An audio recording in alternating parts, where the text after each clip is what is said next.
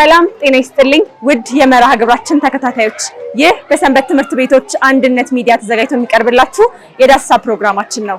ዛሬ በደብረ ብስራት ቅዱስ ገብርኤል ቤተክርስቲያን አንቀጸ ብፁዓን ሰንበት ትምህርት ቤት የቅድመ ጋብቻ ትምህርታቸውን ሲከታተሉ የቆዩ ተማሪዎች ምርቃት መርሃ ግብር የምናስጎበኛችሁ ይሆናል። እስከ መርሃ ግብራችን ፍጻሜ አብራችሁን ቆዩ።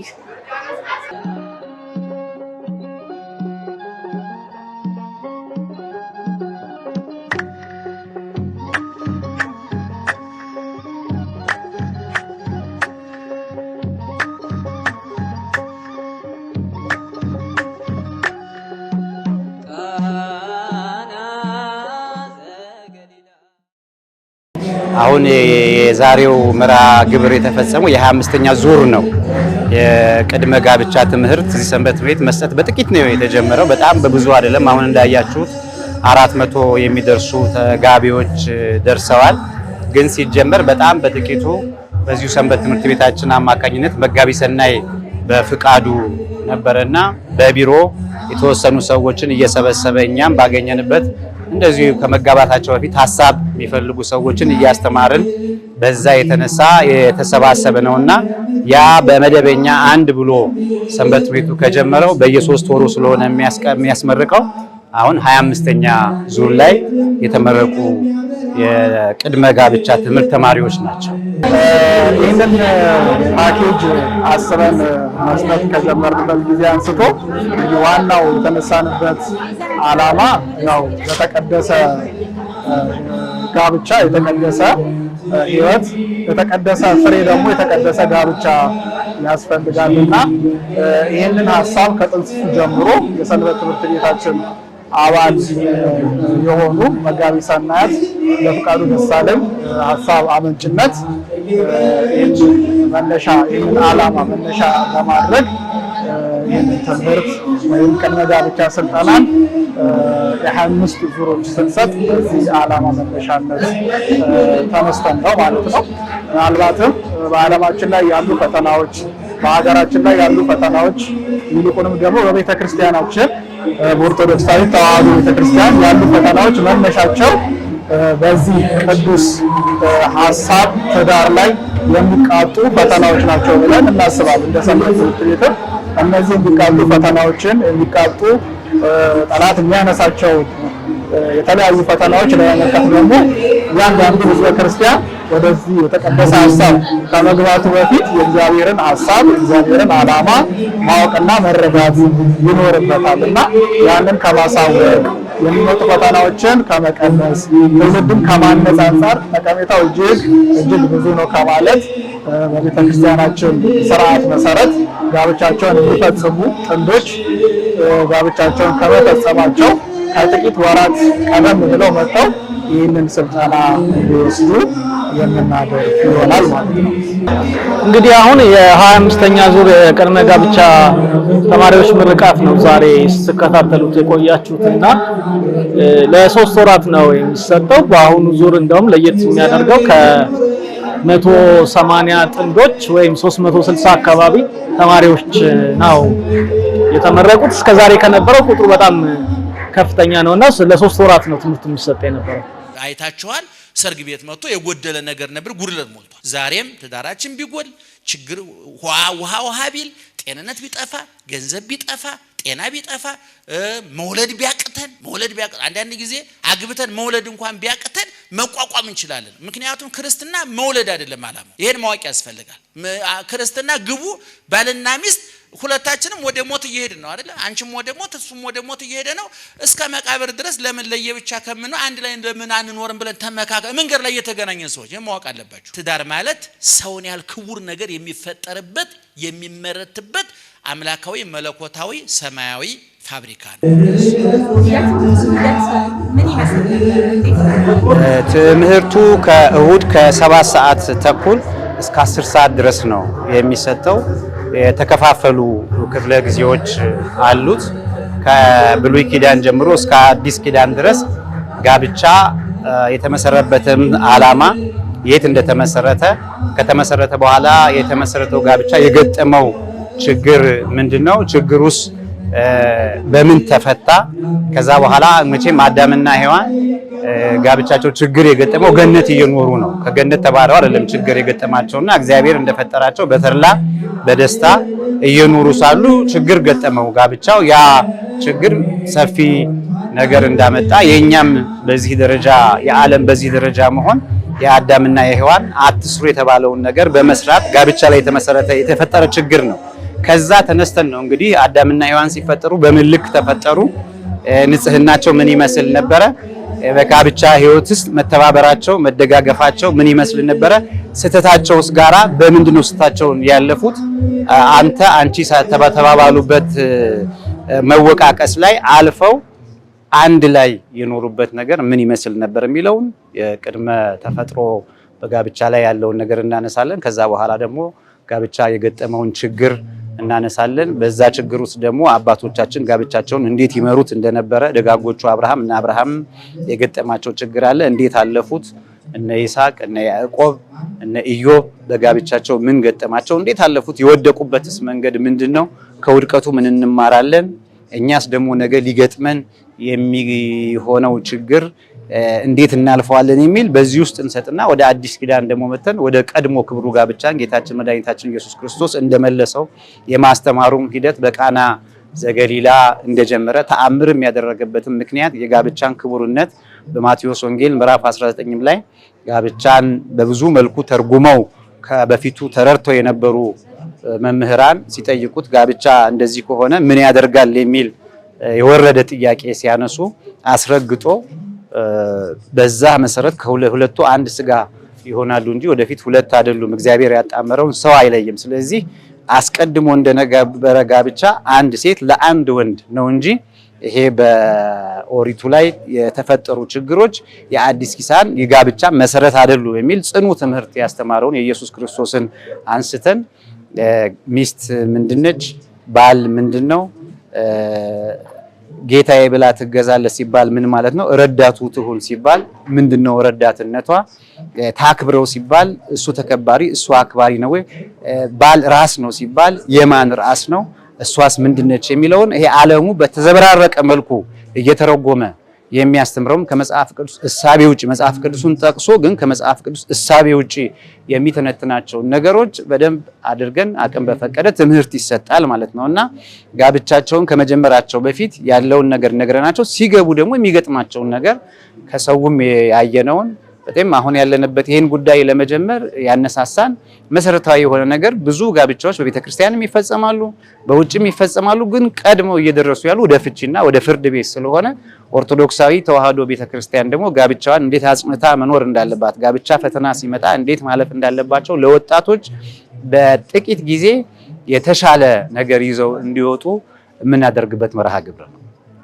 እሺ፣ ትምህርቱ ምን አይነት ርዕሰ ጉዳዮችን ያካትት ነበረ? ዋናነት ትምህርቱ በሶስት ምዕራፎች የተከፈለ ነው። የመጀመሪያው ምዕራፍ ጋብቻ በጥንተ ተፈጥሮ የሚል ነው። በዚህ ርዕስ ላይ በዚህ ምዕራፍ ላይ የሚነሳው እግዚአብሔር አምላክ አዳምና ሔዋንን ሲፈጥር ጋብቻን ሲመሰርት ከምን ዓላማ ተነስቶ እንደመሰረተው ማስረዳትና ያንን ቅዱስ የሆነውን የእግዚአብሔርን ዓላማ በመጀመሪያው ትዳር ላይ ምን እንደነበረ ሊጋቡ ያሰቡ ወጣቶችን ሰብስበን እንደማስተማራችን የእግዚአብሔርን ዓላማ ማሳወቅ ነው። ይህ ማለት እንግዲህ የሰው ልጅ የተፈጠረበት ዓላማ ጀምረን ማለት ነው የእግዚአብሔርን የሥላሴን አርአያና አምሳልነት ይዞ እንደመፈጠሩ ያንን አርአያና አምሳልነት ማስረዳት፣ እንደገና ደግሞ በትዳር ደግሞ እግዚአብሔር አምላክ በጋብቻ ሕይወት ውስጥ ምን ማሳካት ምን ማግኘት አስቦ ትዳርን እንደመሰረተ ለአዲስ ተጋቢዎች ማስረዳት በአንደኛው ምዕራፍ ላይ የምናገኘው ነው። በሁለተኛው ምዕራፍ ላይ ጋብቻ በብሉይ ኪዳን የሚል ርዕስ ነው የምናነሳው። የመጀመሪያው ትዳር የአዳምና የሔዋን ትዳር የገጠመው ፈተና ምንድነው የሚለውን አንስተን በብሉይ ኪዳን ደግሞ የነበሩ አርአያ የሚሆኑ በአዎንታዊም በአሉታዊም መንገድ ታሪካቸው እየተነሳ መወያያ የሚሆኑ አባቶችንና እናቶችን እያነሳን ታሪካቸውን እንደ ጥናት የምናቀርብበት ክፍለ ጊዜ። ይህም እንግዲህ የአብርሃምና የሳራ የይስሐቅና የርብቃን ትዳር እያነሳን የጋብቻ ሕይወታቸውን በአሉታዊ በአዎንታዊ መንገድ ለወጣቶች ማስተማር እነሱም ታሪኩን ለመምህራኖቻቸው ማቅረብና የተረዱትን የተገነዘቡትን ለሰልጣኞች ያቀርባሉ። መምህራን ደግሞ በዚህ ላይ ማብራሪያና የመጨረሻ መልእክት ይሰጡበታል ማለት ነው። በምዕራፍ 2 ይህን የምናገኝ ይሆናል። በምዕራፍ 3 ደግሞ ጋብቻ በአዲስ ኪዳን የሚል ርዕስ ነው የሚኖረው። በዚህም የጋብቻ መታደስ ጌታችንና መድኃኒታችን ኢየሱስ ክርስቶስ በአጭር ቁመት በጠባብ ደረት ተወስኖ በዚህ ምድር በተመላለሰበት ጊዜ ጋብቻን እንዴት አድርጎ እንዳከመው ወደ ነበረበት ክብር እንዴት እንደመለሰው የምንረዳበትና እንደው ደግሞ ወንዶችና ሴቶች ተፈጥሯቸው ምንድነው? የወንዶች ተፈጥሮና ባህሪ ተፈጥሯዊ ባህሪ ምንድነው? የእህቶች ተፈጥሯዊ ባህሪ ምንድነው የሚለውን የምናነሳበት በመገነዛዘብ እንዴት መኖር እንደሚቻል የምናነሳበት ተግባቦትን አንስተን በደንብ ውይይት የሚደረግበትና በመጨረሻም ደግሞ ለጊዜ ላይ ሰልጣኞች በነበራቸው ጊዜም ሆነ እንዲሁም በዓለም ከሚሰሙት የሚፈጠርባቸውን ማንኛውም አይነት ጥያቄዎች አንስተው በትዳር ላይ ውይይቶችና ማጠቃለያ የሚሰጥበት ነው። ይህ እንግዲህ በአጠቃላይ ለ3 ወራት ማለትም ለ13 ሳምንታት ነው የምንሰጠው። እያንዳንዱ ምዕራፍ ቀደም ብዬ የጠቀስኳቸው 4 ሳምንታትን የሚወስድ ይሆናል። ዘወትር እሁድ ከ7 ሰዓት ተኩል እስከ 10 ሰዓት ተኩል የምንሰጥ ነው የሚሆነው ማለት ነው።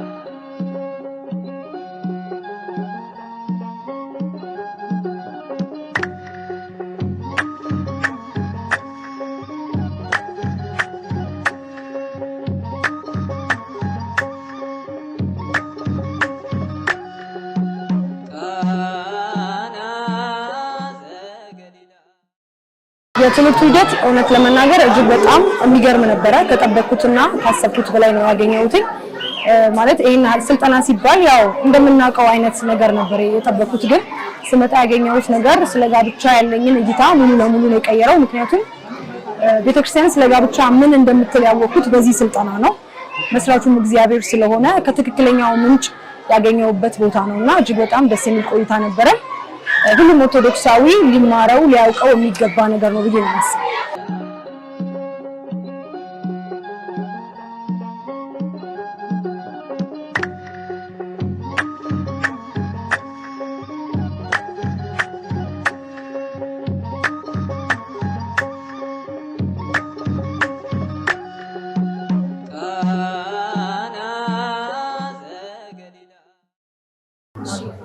መሰጠቱ ለጥንዶች ምን ያህል ጠቀሜታ ነው ብለው? በጣም ጠቀሜታ አለው። ምክንያቱም ያንን የምንረዳው አንደኛ ከጀመርን ጊዜ ጀምሮ በጣም በጥቂት ሰው ተጀምሮ አሁን በአሁኑ ዙር 400 ማለት ጥንዶች 200 ጥንዶች ማለት ነው ጓደኛ ማቾች ሆነው መተው ተምረዋል። ይሄ እንግዲህ እያደገ የመጣ ነው። ቦታ ጠቦናል የምናስተምርበት አዳራሽ። ከዛ በኋላ ደግሞ እዚህ ጉዳይ ላይ ተምረው ጋብቻቸውን ፈጽሞ ችግር ያገኛቸው ሰዎች ችግራቸውን ሊፈቱ የሚመጡት እዚሁ ነው። እዛ ቤተክርስቲያን የተማርነው ነበረ። ስለዚህ የተማርነው ትምህርትን ልንኖርበት አልቻልንም። ጋብቻችን ችግር ገጠመው እንዴት እንፍታ እያሉ ደግሞ እየመጡ ምክር እየሰጠናቸው መቼም እንዳልሽው ከውጤት ነው የሚለካው። አንድ ትምህርት መለኪያው ውጤት ነው እና እንዲሁ ደጅ ያለ ትምህርት ሊጋቡ የነበሩ ሰዎች በትምህርት በቁርባን በስጋው ደግሞ እንዲጋቡ እያደረግን ንስሐ አባት እንዲይዙ እያደረግን ከጋብቻ በኋላ ያላቸውንም ህይወት የምንከታተልበት ነገር ስላለ ጥቅሙን በጣም በሰፊው እያየነው ነው። እንደውም ከዚህ በኋላ አቅም የሚኖረንም አይመስልንም። በጣም ካላሳፈነው አጋዥ መምህራን አዳራሾች ካላዘጋጀን በስተቀር በጣም ጥቅሙን በማወቅ መጠነ ሰፊ ሰዎች እየመጡ እየተማሩ ነው ያሉት። አዎ መቼም ጥቅም የሌለው ነገር የለም። እንኳን የእግዚአብሔርን ቃል መማር ቀርቶ በዘመናዊው ዓለም ማንኛውም ሰው ወደ አንድ ስራ ከመግባቱ በፊት ቀደም ብሎ አስቦበትና ተዘጋጅቶ ያደርጋል። ይሄ የጋብቻ ህይወት ቀላል ህይወት አይደለም። በጋብቻ ህይወት ቤተሰብ ይመሰረታል። በጋብቻ ህይወት ሀገር ይመሰረታል። ከጋብቻ ህይወት የሚወለዱና የሚፈሩት ፍሬዎች ለቤተ ክርስቲያን ለሀገር በጣም ጠቃሚና ወሳኝ ናቸው። ስለዚህ መላ ህብረተሰቡን ሀገርንም የሚጠቅም ስለሆነ በመጀመሪያ ደረጃ ለተጋቢዎች ከዛ በመቀጠል ደግሞ ለማህበረሰቡ በጣም ከፍተኛ ጥቅም አለው። ይበልጡኑ በጋብቻ ህይወት ውስጥ ለሚኖሩት ተጋቢዎች የጋብቻ ህይወት ዓላማ ምንድነው የሚለው በተለይ ደግሞ መንፈሳውያን ሰዎች ጋብቻ መጽደቂያ ከእግዚአብሔር ጋር መገናኛ መንፈሳዊ ስራ መስሪያ ቦታ መሆኑን እንዲረዱ ያደርጋል። በጣም ብዙ ጠቀሜታ ነው ያለው እውነት ለመናገር ምክንያቱም በሶሻል ሚዲያውም ዓለም ላይ ስንኖር ስለ ጋብቻ የተነገረን ነገር ፍጹም የተለያየ ነው። መስራቹ እግዚአብሔር እንደመሆኑ መጠን ስለ ጋብቻ ማወቅ ያለብን ከቤተክርስቲያን ከራሱ ከእግዚአብሔር ነውና ቀድሜ የነበረኝን ስለ ጋብቻ የነበረኝን እይታ ሙሉ ለሙሉ የቀየረ ትምህርት ነው። ኑሮም ላይ እንዴት መሆን እንዳለብን ከመግባታችንም በፊት ካገባንም ደግሞ በኋላ እንዴት መኖር እንዳለብን ያወቅንበት ስልጠና ነውና ምንም ነገር በእውቀት አይደለም የሚመራው ማለት ሰው ምንም ነገር ከመጀመሩ በፊት ስለዛ ነገር በቂ እውቀት ሊኖረው ይገባል።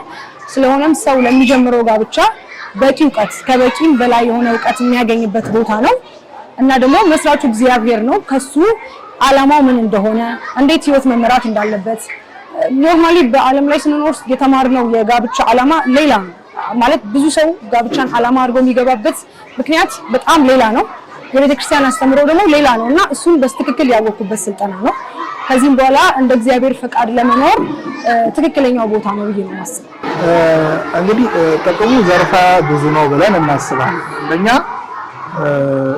የምንገባበት ትዳር እኛ አስበን እና በምናውቀው ደረጃ ተረድተን ትዳር ለመመስረት ስንወስን የራሳችን የሆነ ዓላማ ይኖረናል ወጣቶችና ታዲያ እግዚአብሔር ደግሞ በዚህ ትዳር ላይ ያለው ዓላማ ምንድነው የሚለውን ማወቅ አንድም የኛ ሐሳብ መልካም ካልሆነ ትክክል ካልሆነ ለመጣል ትክክል ከሆነ ደግሞ ከእግዚአብሔር ሐሳብ ጋር አስማምቶ ለመቀጠል እጅግ የሆነ ከፍተኛ የሆነ ጠቀሜታ አለውና ወጣቶች በዋናነት ወደዚህ ስልጠና ሲመጡ ያንዳንዱ ወጣት ወደ ትዳር ለመግባት ወስኖ ስለሆነ ጥቂት ወራት ቀርቶ ስለሆነ የሚመጣው ዓላማ ይዞ ነው የሚመጣውና ያንን ዓላማውን ከእግዚአብሔር ዓላማ ጋር ከእግዚአብሔር ቋሚ ከሆነው ከእግዚአብሔር የቅዱስ ትዳር የቅዱስ ጋብቻ ዓላማ ጋር ማጣመርና የሚጥለውን ለመጣል የሚያነሳውን አንስቶ ለመቀጠል እንዲያግዘው ነው። እግዚአብሔርን ዓላማ በቅዱስ ትዳር ላይ ማስረዳትና ማሳወቅ ከዛ በተጨማሪ ቀደም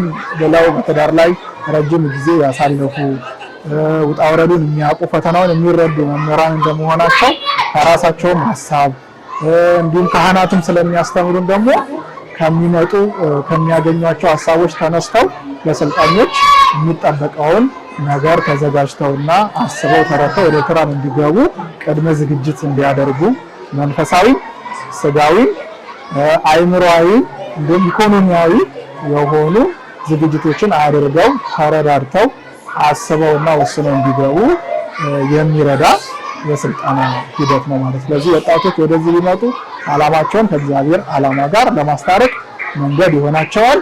እንዲሁም ያልተዘጋጁባቸው ያላሰባቸው ሐሳቦች ካሉ ደግሞ ከአባቶችና ከመምህራን ተረድተው እነዛን ሐሳቦች ይዘው ወደ ስልጠና ወደ ትዳር ዓለም እንዲገቡ ይረዳቸዋል ብለን እናስባለን።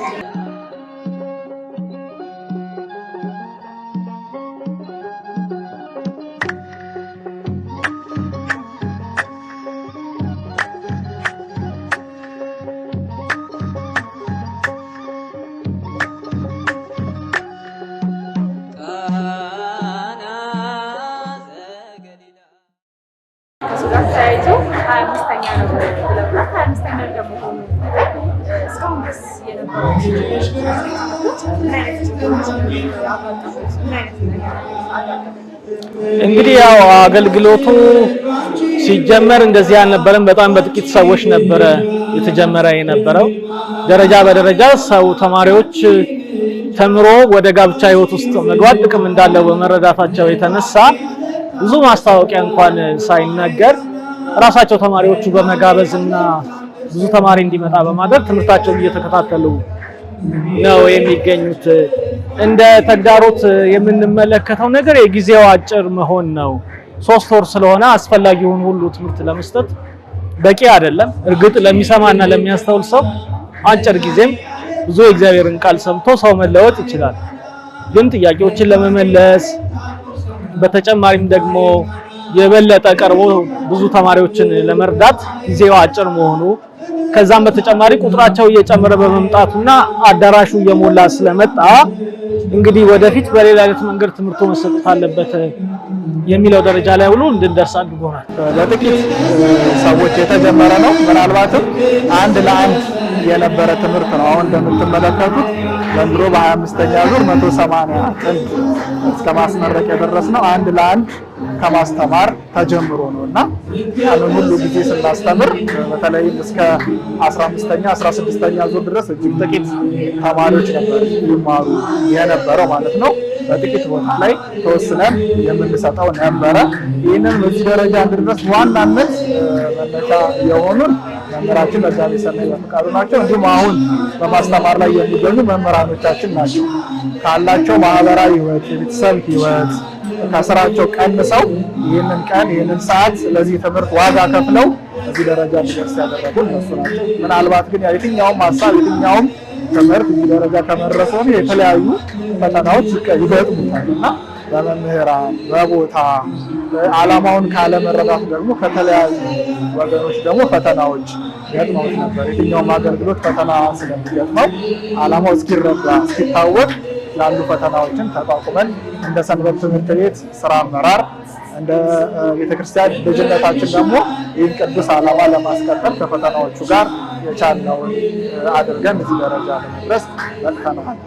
ቃና ዘገሊላ ቃና ዘገሊላ በዚያ በሰርግ ቤት ተገኝተሻል ድንግል ከልጅሽ ጋራ ተገኝተሃል ጌታ ከእናት ጋራ ቃና ዘገሊላ ቃና ዘገሊላ በዚያ በሰርግ ቤት ተገኝተሻል ድንግል ከልጅሽ ጋራ ተገኝተሃል ጌታ ከእናት ጋራ ቃና ዘገሊላ ቃና ዘገሊላ በዚያ በሰርግ ቤት ተገኝተሻል ድንግል ከልጅሽ ጋራ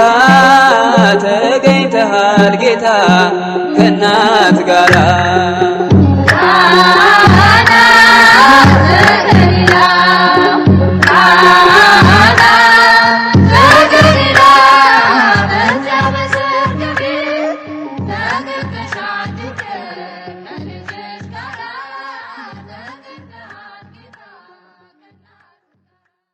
እያየ ነው መርሃ ግብሩ። ነገር ግን አሁን ቅድመ ጋብቻ ትምህርት ተሰጥቷቸው ከዛ በኋላ ወደ ጋብቻው ከሄዱ በኋላ እናንተ ምን አይነት አስተዋጽኦ ታደርጋላችሁ? አስተምራችሁ ብቻ ነው ወይ የምትለቋቸው ወይስ ደግሞ ምን አይነት ነገር አለ? ከዛ አሁን ሲጀመርም ግሩፕ አለው፣ የቴሌግራም ግሩፕ አለው ሰንበት ትምህርት ቤቱ። ቅድመ ጋብቻ ብሎ አይደለም ድህረ ጋብቻ ደግሞ የሚል አለ ትምህርት ራሱን የቻለ በወር አንድ ቀን የሚጠሩ የተማሩ ሁሉ ይመጡና ደግሞ ያ በፊት ስንነግራቸው የነበረው ኑሮ እየኖሩበት ደግሞ ለትዳራቸው ምን አይነት በረከት የሚያመጡ ነገሮች እንዳሉ እንዴት መኖር እንዳለባቸው ግጭቶችን የሚነሱ ነገሮችን ደግሞ እነሱም ጥያቄ እየሰበሰብን ድህረ ጋብቻ የሚል ትምህርት ደግሞ አለ። እዛ ላይ የስነ ልቦና ባለሙያዎችን ትልልቅ መንፈሳዊ አባቶችን በማስትሬት ደረጃ በትልቅ ደረጃ ያሉ ለትዳር የሚያማክሩ የቤተ ክርስቲያኗ ልጅ ሆነው ትልቅ ደረጃ የደረሱትን ሰዎች ደግሞ እያመጣን ድህረ ጋብቻ በሚለው ደግሞ ትምህርት እንሰጣለን፣ እንመክራለን። የማማከርም አገልግሎት እንሰጣለን። ዝም ብለን አንተዋቸውም። ችግር ቢገጥማቸው እንዲያማክሩ ከትዳር በኋላ ያለውን ህይወት እንዲመሩ የማማከርም የድህረ ጋብቻ ትምህርትም የቴሌግራም ግሩፕም ስላለ በዛ መሰረታዊ ትምህርት ይማራሉ። አይቋረጥም፣ አንለቃቸው። አዎ አስተምረን ዝም ብለን የምንለቃቸው አይደለም። ከዚህ በፊትም እንደነበረው ከቅድመ ጋብቻ ይሄ ቅድመ ጋብቻ ነው ትምህርቱ። ከጋብቻ በኋላ ደግሞ የሚሰጥ ተከታታይ ትምህርት አለ። እያንዳንዳቸው በዚህ ትምህርት ውስጥ የተሳተፉት ተማሪዎች በሙሉ በወር አንድ ጊዜ እየመጡ ደግሞ በጋብቻ ህይወት ውስጥ ምን አይነት ህይወት አለ የሚለውን ትምህርት ይማራሉ። ከዛም አልፎ ተርፎ ከንስሐ አባት ጋር እንዲገናኙ እንዲጠይቁ ከሰንበት ትምህርት ቤቱ ጋር የግንኙነት መስመር እንዲመሰርቱና ችግር በሚያጋጥማቸው ጊዜ የመንፈሳዊ ህይወታቸው ድክመት ዝለት በሚገጥማቸው ጊዜ ምክክር እንዲያደርጉ ሁኔታዎችን አመቻችተናል። ለምድራችን ለህዝባችን በረከት መስማበት ጊዜ ይሁንላችሁ። ሰላም የዋለ ጌታ ሰላም ያሳድረን። ለኢትዮጵያ ለሀገራችን ለሕዝባችን ለቤተክርስቲያናችን አንድነት የሚያድል እግዚአብሔር ክፉን ነገር ሁሉ ከምድራችን አርቆ በጎን ሰላም ጊዜ እንዲሰጠን ፈቃድ ይሁንልን። ያዘዙትን ያጽናናልን። በዚህ ሰዓት በመከራ በሐሳብ በስደት ያሉ ወገኖቻችን ሁሉ በምሕረቱ ይጎብኝልን። ፍጹም ሰላም ፍጹም ድነት ይሁንልን። ሰላም ለምድራችን ሰላም ለሕዝባችን ይሁንልን። በመጨረሻ አሁን ለመጋባት ያሰቡት እጮኛሞች ይኖራሉ እና ለእነሱ ማስተላለፍ የሚፈልጉት ማለት በአጠቃላይ ማስተላለፍ የሚፈልጉት እንግዲህ መቼም ሰው አባቶቻችን እንደሚናገሩት እውቀት ነው ትልቁ ነገር፣ መንፈሳዊ እውቀት ማለት ነው። ምንድነው የሚለው ያዕቆብ ነፍሳችሁን ሊያድን የሚችለውን የእግዚአብሔርን ቃል በየዋህነት ተቀበሉት ነው የሚለው። ሰው ያለ እግዚአብሔር ቃል ጋብቻው መመስረት አይችልም። ስለዚህ በእግዚአብሔር ቃል ላይ ተመስርተው ጋብቻ አሁን የምንሰማቸው ነገሮች አስደንጋጭ ነገሮች ናቸው። በፐርሰንት ሲነገር ፍቺው በጣም የበዛ ነው። በፍርድ ቤትም ያሉ ፋይሎች ሲታዩ በእኛም በንስሐ አባቶች በኩል ያሉትን ነገሮች እና ደጅም በሰው የምንሰማው ነገር አሁን ሊጋቡ ምከሩልን ከሚል ይልቅ ተጣልተዋል ሊለያዩ ነውና አባኮት የሚል ነው እየሰማን ያለን። ይሄ በጣም ከባድ ነው። ለምንድን ነው እንደዚህ የወረደው ጋብቻ?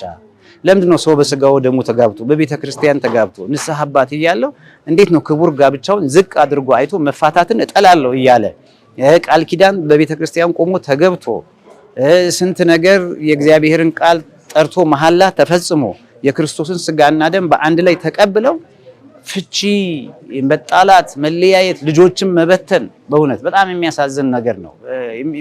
የ6 ወር ልጅ የ3 ወር ልጅ እየተተወ ጋብቻ የሚፈርስበት ጉዳይ ዓመት 2 ዓመት የማይቆይ ጋብቻ ነው። አሁን እኮ በቃ 7 ወር 8 ወር እየተባለ ይሄን ስንሰማ እረፍት ይነሳል። ስለዚህ እረፍት ይነሳል። ለዚህ መድኃኒቱ ምንድነው? ቤተክርስቲያን አስቀድማም ታስተምራለች። ግን ከዛ ይልቅ ደግሞ ይሄንን የመንፈሳዊ ዕውቀት ስለ ጋብቻ ያለውን ነገር መጽሐፍ ቅዱስ የሚያስተምረውን ነገር አባቶች የሚሉትን ነገር በደንብ መስማት ያስፈልጋል። ስለዚህ በውስጣችሁ የተከለውን የእግዚአብሔርን ቃል በየዋህነት ተቀበሉት። ካልተማሩ አያውቁ፣ ካላወቁ አይጸድቁ ነውና እንዲሁ የቶሎ ቶሎ ቤት አይደለም። ጋብቻ መሰረታዊ ችግር እንደሚያገጥመው መጽሐፍ ቅዱስ ተናግሯል። ጌታችን መድኃኒታችን ኢየሱስ ክርስቶስ ይላል እኮ ጎርፍ ጎረፈ ነፋስም ነፈሰ ዝናብም ዘነበ ያንን ቤት ገፋው ይላል። በአለት ላይ የተመሰረተው ግን አልወደቀም ይላል። እንደገና ደግሞ በአሸዋ ላይ የተመሰረተ ነበረ፣ ጎርፍ ጎረፈ፣ ዝናብ ዘነበ፣ ነፋስም ነፈሰ ያንን ቤት ገፋው ይልና አወዳደቁ የከፋ ሆነ ይላል። ስለዚህ መሰረታቸውን ቤተክርስቲያን መተን እንቁረብ አይደለም መሰረቱ በክርስቶስ ስጋና ደም እንጋባ የሚል አይደለም። በዚህ እየተጋቡ ያሉት ናቸው ትምህርቱ ሳይኖራቸው ቁርባኑ ጋብቻችንን ይጠብቃል የሚል በጣም ትምህርት የሌለው አስተሳሰብ ይዘው መጥተው በጋብቻ በትዳርም ያለችው የምታስበው በቁርባን ካገባው በተክሊል ካገባው አይለቀኝም አይተወኝም ነው። ችግሩ ሲመጣ የሚታወስ ነገር የለም። እኛ ያያየነው ያለው ይሄ ምንድነው? በአለት ላይ አልተመሰረተም። ስለዚህ በአለት ላይ ትዳርን ለመመስረት ወሳኙ ነገር እግዚአብሔር ቤት መጥቶ እንዲህ አይነት ትምህርቶችን መማር የተማሩ ደግሞ ሰዎች የተማርነውን ትምህርት እንዴት አብርሃም ይስሐቅ ምናምን እያሉ መጥራት አይደለም፣ ኢዮብ እያሉ መጥራት አይደለም። እነሱ ያለፉበትን ጽናት ጥቂቷን ነገር ወስዶ ለኔም ደግሞ ትዳሬን እንዴት ይሄ እኮ እግዚአብሔር የመሰረተው ጋብቻ እኮ የእግዚአብሔር ተቋም እኮ ነው፣ አይፈርስም። ተቋም እግዚአብሔር የመሰረተው ተቋም እንዴት ይፈርሳል? ለማፍረስ በጣም ቅርብ እየሆኑ ነው ሰዎች ያሉት። የገቡትን ቃል ኪዳን እንኳን ስናስታውሳቸው ሌላ ችግር ያስበልጣሉ። ስለዚህ ይሄ አሸዋ ላይ የተመሰረተ ትዳር ንፋስም ጎርፍም ዝናብም እየገፋው እየጣለው ስለሆነ የትኛውም ትዳር ጎርፍ አይቀርለትም፣ ዝናብ አይቀርለትም፣ ንፋስ አይቀርለትም፣ ይገፋዋል ትዳሩ። ጠብቆ ለመቆም ግን በእግዚአብሔር ቃል መመስረት አለበት ለማለት ነውና ይሄንን ነው የምናስተላልፈው። ኑ ተማሩ ለማለት እንፈልጋለን። ሰንበት ትምህርት ቤት አገልጋይነታችን እንደ ቤተክርስቲያን ልጅነታችን ይህንን ቅዱስ ዓላማና ሐሳብ እያንዳንዱ ሰንበት ትምህርት ቤት እያንዳንዱ ክርስቲያን ገዝቶት በየአጥቢያው በየደብራቱ በሙሉ ሰፍተው ከኮርስና ከተከታታይ የሰንበት ትምህርት ቤት ትምህርቶች በተጨማሪ ይህንን ስልጠና ለወጣቶች መስጠት እጅግ ጠቀሜታው ከፍ ያለ ነውና እየተረዳዳን እየተጋገዝን የትኛውም ሰንበት ትምህርት ቤትና ማህበራት ይህንን ቅዱስ ሐሳብ ወስደው እንዲተገብሩት በእግዚአብሔር ስም ማሳወቅና ማሳሰብ እንወዳለን። ማናቸውም ቢሆኑ ለመጋባት የሚያስቡ በእጮኝነትም ያሉ ኢቭን እጮኝነት ላይ ራሱ ያሉ ሰዎች ምንም አይነት እርምጃ ከመራመዳቸው በፊት የእግዚአብሔርንና የቤተክርስቲያንን ዓላማ እዚህ ቦታ መጥተው ቢያውቁ ቢሰለጥኑ ምንም ነገር በመዋደድ ቢጀምርም የሚዘልቀው ግን በእውቀት ስለሆነ ቤተክርስቲያን ስለ ጋብቻ የምታስተምረውን እውቀት ከራሱ ከምንጩ ከእግዚአብሔር እንዲሰሙ በእውቀት እንዲመሩ ኋላም ላይ አሁን ከምንሰማው የፍቺ ወሬ ከሱ ለመዳን እንዲረዳቸው ይሄን ትምህርት እንዲወስዱ ይሄን ስልጠና እንዲወስዱ የሰሙትም ደግሞ ላልሰሙት እንዲያዳርሱ መክራለሁ። እንግዲህ ለሰው ልጅ ትልቁ ነገር አውቆ ማንኛውንም ነገር መስራት ነው። ቅድም መምህራችንም ሲያስተምሩት እንደነበረው ጋብቻ በገነት ውስጥ ቢመሰረትም አዳምና ሔዋን እንኳን በዛ ጋብቻ ጸንተው መኖር አልቻሉም፣ ፈተና አጋጥሟቸው ነበር። ስለዚህ መንፈሳውያን የሆኑ ሰዎች ተምረን አውቀን የጋብቻ ህይወትን ብንመሰርት እናተርፍበታለን፣ እንጠቀምበታለን። ስለዚህ ኑና ተማሩ፣ ተመራችሁ አግቡ፣ ተመራችሁ የተቀደሰ ጋብቻ መስርቱ የሚለውን መልእክት ማስተላለፍ ፈልጋለሁ። መርሃ ግብራችን የተከታተላችሁትን ይመስል ነበር። እስከ መርሃ ግብራችን ፍጻሜ ድረስ አብራችሁን ስለነበራችሁ በልዑል እግዚአብሔር ስም እናመሰግናለን።